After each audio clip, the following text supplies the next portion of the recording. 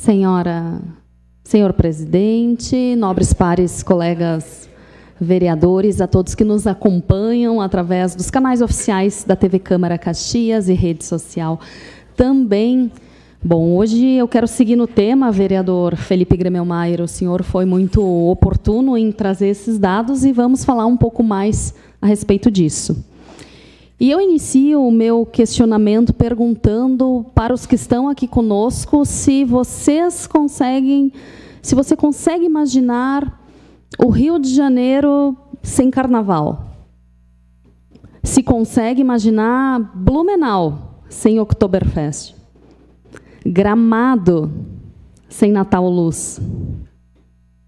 Ou Caxias do Sul sem a Festa Nacional da Uva. A Festa da Uva, ela traz e trabalha muito a questão da nossa identidade cultural, mas não só isso. Em 1931, que foi quando tivemos a primeira edição da Festa da Uva, realizada por Joaquim Pedro Lisboa, um português, que era coletor de imposto, mas também membro do Instituto do Vinho. E qual era o objetivo da realização dessa Festa da Uva? A melhoria das uvas plantadas aqui pelos nossos vitivinicultores, para que a gente tivesse uvas viníferas e melhorasse, assim, a quantidade de uvas, né? Então, em 1931, nós tivemos essa exposição, uma exposição simples de uva, que durou 2 dias, né? E que trouxe diversos produtores, né? E trouxe técnicos agrícolas para falar sobre as nossas videiras e sobre os processos de melhoria delas. Já em 1932, nós tivemos, né, um elemento que é essencial e que configura a nossa Festa da Uva, que foi o desfile.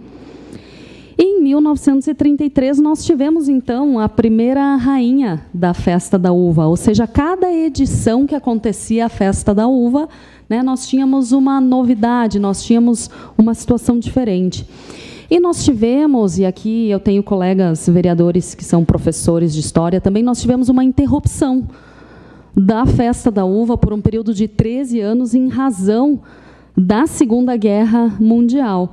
Um momento muito difícil em que o Brasil tinha diversos imigrantes italianos e outros tantos, né, de outras etnias também, mas que naquele período eles foram, inclusive, proibidos de falar o seu italiano, né? Então, pensem a dificuldade de muitas pessoas que ainda não tinham aprendido português, né, foram proibidos de se comunicar em italiano, mas, né, em 1950, o presidente da República, Eurico Gaspar Dutra, esteve em Caxias do Sul e lançou o que seria a pedra fundamental, que traria o monumento ao imigrante, que foi inaugurado depois em 1954 por Getúlio Vargas, trazendo um pedido, né, de desculpas, uma reconciliação com todos os imigrantes que construíram a nossa cidade.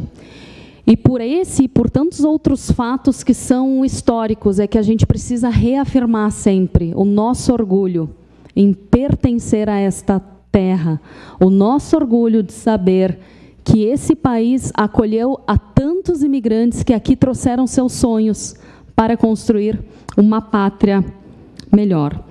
E aí, por essas e outras razões, é que a gente precisa compreender que a Festa da Uva, ela é uma responsabilidade coletiva de todos nós. Para que a Festa da Uva seja um sucesso, todos nós precisamos nos mobilizar. O poder público faz a sua parte, o trio de soberanas incansáveis, né, vão divulgando a Festa da Uva, mas é preciso que a gente se mobilize também.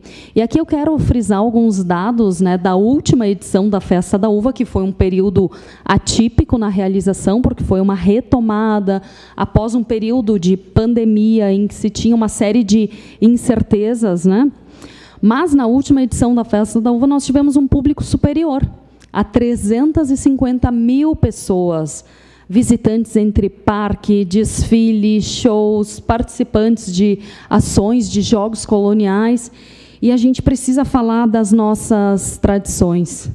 E isso sempre foi, e certamente continua sendo, né, motivo de muito orgulho. Porque Caxias do Sul utiliza a Festa da Uva também como uma vitrine nacional, para mostrar tudo que aqui é desenvolvido. Então, eu me lembro, professor Zanquim, o senhor deve recordar também, quando os desfiles da Festa da Uva, eles iniciavam na Sinimbu e iam quase até a Igreja São Pelegrino, né? Era um período, assim, um trajeto bem